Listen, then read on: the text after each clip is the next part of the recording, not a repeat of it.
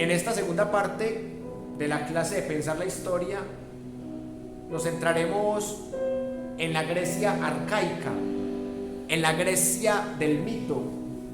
Y para eso quiero que empecemos primero analizando este libro, que ya se los había mostrado en la primera parte.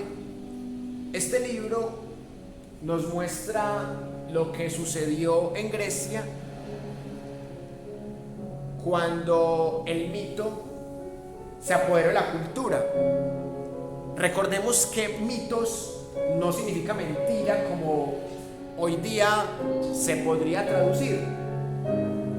Mitos significa relato.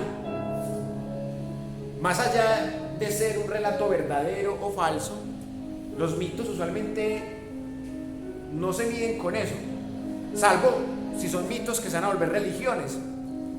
Pero acá lo que se estudia es cómo el mito se vuelve un generador de cultura, de prácticas, y cómo el mito rige los destinos de toda una población. Por eso en este libro vamos a encontrar una tesis muy interesante de cómo durante la llamada Edad de Bronce floreció en Creta la famosísima civilización minoica, una civilización muy influyente, de la cual también bebió otra que se llamó la micénica, una civilización que logró extenderse por todo el Mediterráneo y también por Anatolia.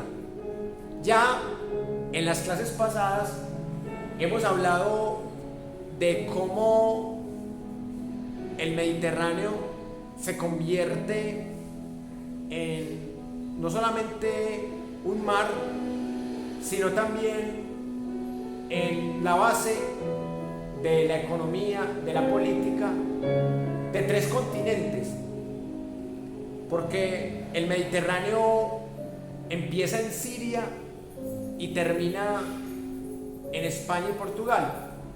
Por eso, quien conquista el Mediterráneo conquista prácticamente el mundo, porque esta parte del mundo todavía no era conocida. Y por eso vemos que el Mediterráneo, empezando en Asia y terminando en Europa, y también pasando por África, el Mediterráneo es muy importante para el comercio. Y por eso acá es muy interesante ver cómo en ese trasegar por Anatolia, también por el mar Mediterráneo, se empieza a forjar los mitos homéricos, que acá no tendremos tiempo de estudiarlos con mucho rigor, porque al fin y al cabo no es un curso de historia griega, pero sí vale la pena hablar un poco de la importancia de la Ilíada y la Odisea para entender esa poesía épica. En ese sentido, vale decir que ambas civilizaciones terminaron desapareciendo, y por eso se pasa a lo que se llamó en la historiografía una edad oscura, que permitió también que el pueblo heleno volviera a resurgir de las tinieblas. En ese sentido, este libro nos muestra todo lo que sucedió aproximadamente entre el siglo VIII antes de la era cristiana y el siglo VI. Básicamente esa es la época histórica. Entonces podríamos decir que los orígenes de Grecia, pues que así los llama Nat Geo, que yo los llamo la genealogía de Grecia, va más o menos entre el siglo VIII y el siglo VI antes de la era cristiana. Entonces vamos a poner acá esta línea del tiempo para que nos vayamos ubicando. Este periodo lo podemos llamar, porque todas las fuentes coinciden en hacerlo así, como la Grecia arcaica. Y acá es donde es muy importante la oralidad, porque estos mitos que recopila Homero en la Ilíada y en la Odisea son mitos que fueron primero orales. Incluso hay corrientes historiográficas que dudan de la existencia de Homero, pero esto lo vemos con diferentes personajes de la historia. Cuando hablemos, por ejemplo, del cristianismo, vamos a leer a Michel Onfray, que él dice que no hay una evidencia arqueológica de la existencia de Jesús, o sea, que Jesús solamente existe por los mitos y que probablemente Jesús es una mentira histórica. Eso lo dice Michel Onfray en su libro Tratado de Ateología. El escritor colombiano Fernando Vallejo es otro de los que sostiene que Jesús nunca existió.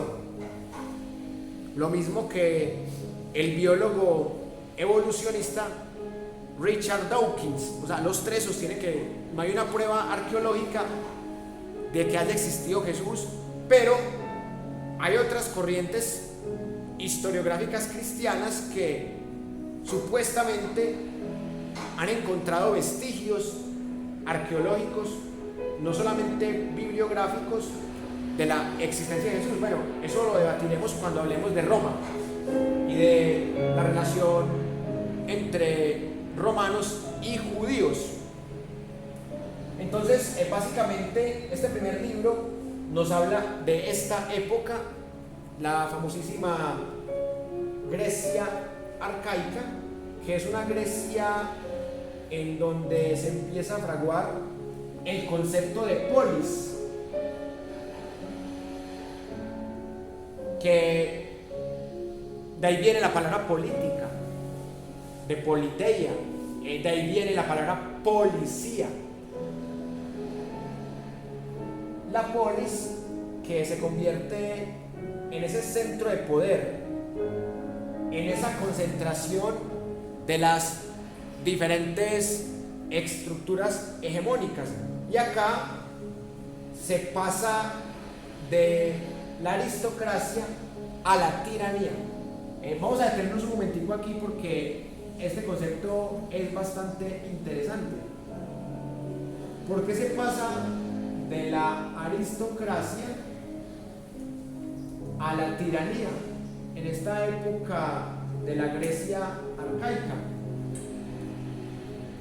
Por la sencilla razón que en la política de Aristóteles, por ejemplo, no se ve con malos ojos la aristocracia. Recordemos que, en palabras sencillas, la aristocracia es un modelo de gobierno en donde una pequeña élite está por encima de todo el pueblo. Esta élite que está aquí encima es la que tiene el poder. Pero cuando esta élite gobierna mal, ya no se llama aristocracia, sino que se llama oligarquía. Un concepto que se usa bastante en el ámbito colombiano, pero que mucha gente no sabe de dónde viene. La oligarquía es una aristocracia que es tirana, que abusa de su poder. Pero realmente la tiranía es la degeneración en la política de Aristóteles de la monarquía. La monarquía es un gobierno mucho más complejo, porque aquí no hay una élite que gobierna, sino que hay uno solo que gobierna, que es el rey. Estoy hablando de la monarquía absoluta. Entonces, este rey concentra en torno suyo los tres poderes, que en esa época todavía no existían como concepto, pero que en la praxis sí podríamos hablar de los tres poderes. Entonces, cuando la monarquía se degenera, en la teoría política de Aristóteles se llama tiranía.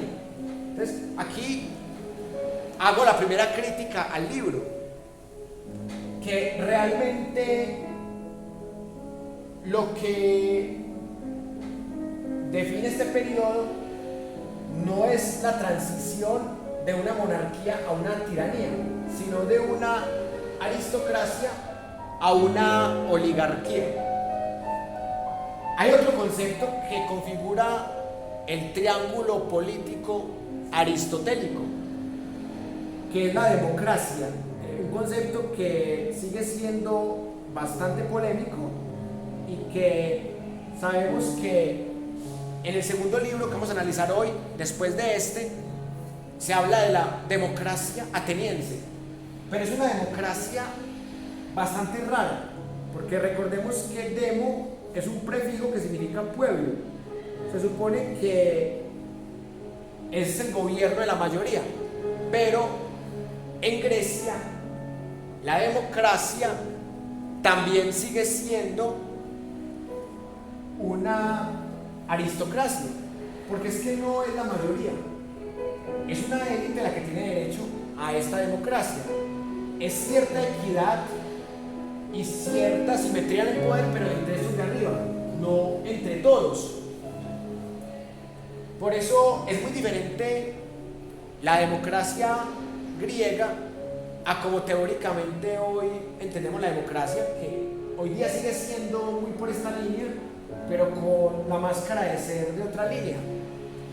La democracia ateniense, que ahorita vamos a profundizar, es una democracia muy de élite, muy participativa. La de nosotros también es de élite, pero es muy representativa. Entonces, ¿qué era el pueblo? Era un pueblo de hombres. Las mujeres no podían participar de esta democracia. Esta democracia excluía a las mujeres, y con esa exclusión a las mujeres ya estaba excluyendo la mitad de la población prácticamente.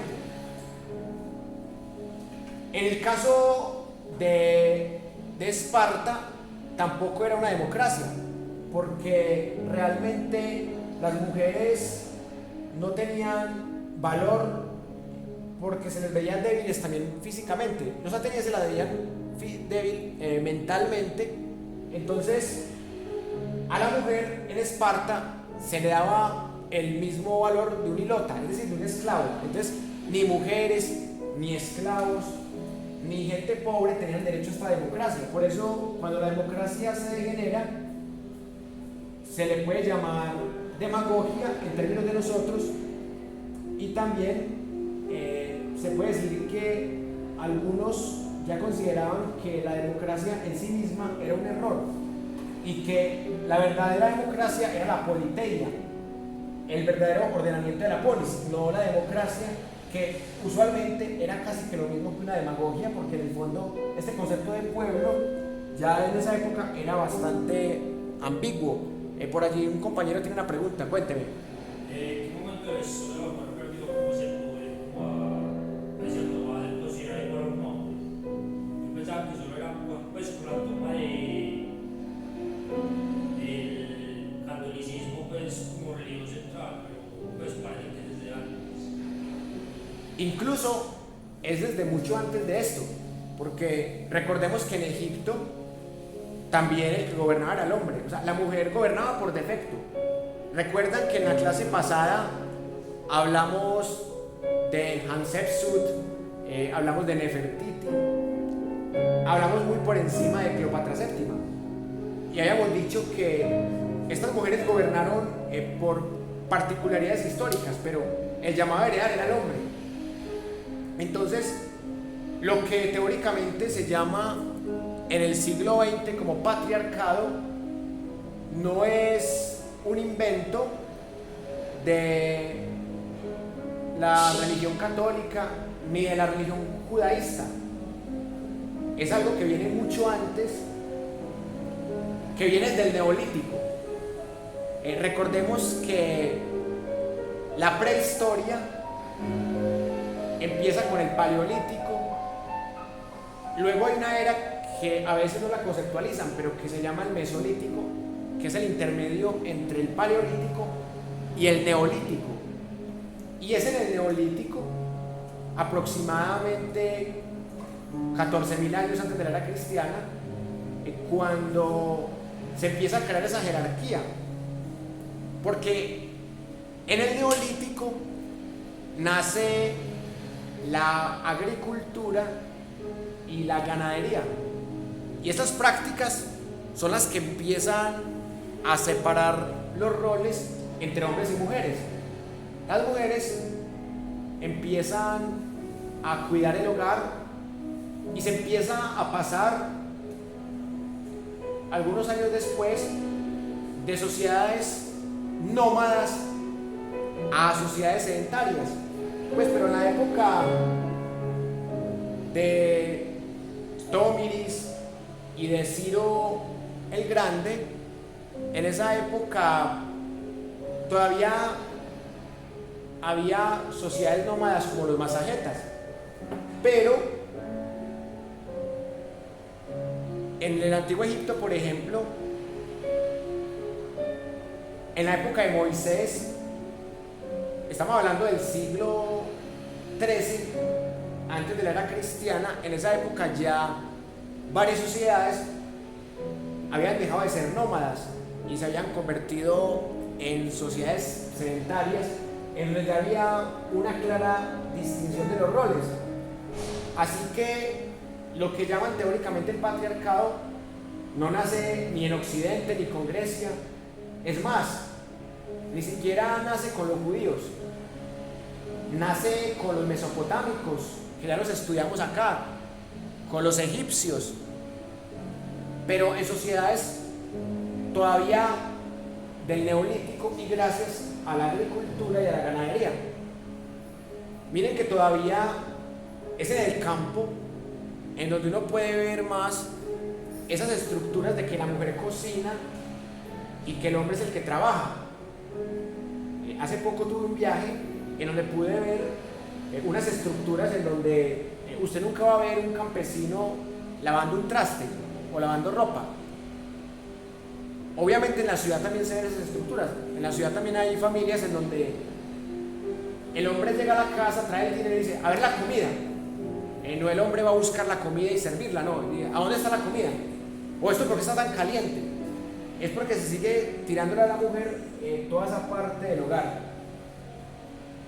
Bien, volviendo a la discusión que plantea este interesante libro, Atenas y Esparta empiezan a cimentar desde esta época arcaica lo que en un futuro sería su grandeza. Y porque Esparta y Atenas se convierten en las dos regiones más importantes de Grecia, precisamente porque ellos empiezan a ganar terreno en términos comerciales, en términos arquitectónicos, en términos de estructuras, y a su vez toda la cultura griega también tuvo un gran perfeccionamiento de lo que se conoce como el alfabeto fenicio. Ya habíamos hablado aquí de cómo los sumerios inventaron la escritura jeroglífica, pero los fenicios, una cultura mucho más comerciante que la griega, también tenían un alfabeto, que este alfabeto es perfeccionado por el griego, y a partir de este desarrollo intelectual, de este desarrollo social, los griegos se vuelven colonizadores. Y con esta fundación de colonias empiezan a expandirse y a desarrollar todas las bases de la cultura occidental. Por eso quiero mostrarles cómo era el mapa de esa época, para que ustedes se hagan una idea de esto, de cómo era la Grecia de la Edad de Bronce a la época arcaica. Este era más o menos el mapa. Voy a tratar de señalarles aquí porque sí se ve muy pequeño. Entonces, por ejemplo, aquí está el mar Adriático, aquí está el mar Jónico y acá está el ya mencionado mar Mediterráneo. Aquí está el mar Egeo. Miren ustedes que la mayoría es puro mar. Entonces, hay muchas islas y en medio de estas islas hay un epicentro de poder por aquí. Por ejemplo, aquí está Tebas, que ya la estudiamos cuando hablamos del antiguo Egipto. Aquí está toda la zona ática, en donde está Atenas, está Mégara, está Corinto, está Argólida, está también por acá cerquita Micenas, está Argos, que entre otras cosas, ahorita hablamos del dios Argos. Aquí está Arcadia, aquí está Mesenia, aquí está Etolia. Y miren ustedes que es normal que aquí esté el epicentro del poder, porque miren dónde está Atenas, miren esta isla tan particular, se llama Andros, y miren que viene la palabra hombre de Andros, y también está la isla Lesbos, que de ahí viene la palabra lesbiana. Entonces miren algo muy curioso, se preguntarán ustedes dónde está Esparta. Miren, recuerden que aquí donde tengo el dedo está Atenas, y acá donde acabo de poner el dedo, aquí está Esparta, y aquí está Laconia, que de ahí viene la palabra lacónico. Esparta es relativamente vecina de Atenas, pero está más cerquita, por ejemplo, de Corinto, de Argos, de Argólida, de Arcadia, de Mesenia, de Élide. Pero Esparta se vuelve fuerte acá y Atenas también se vuelve fuerte acá.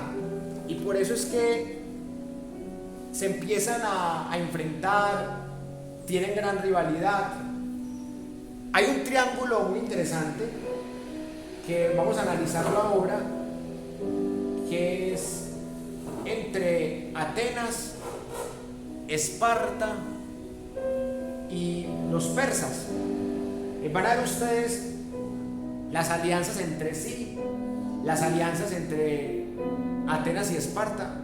La única forma que Atenas y Esparta se aliaron fue para derrotar a los persas, pero luego los persas también logran patrocinar a los espartanos con oro y con diferentes herramientas bélicas para que derroten a los atenienses. Entonces miren que hay muchas cuestiones ahí para analizar. También les quería mostrar que, por ejemplo, aquí está Mileto, donde nació uno de los filósofos presocráticos más famosos, Tales de Mileto.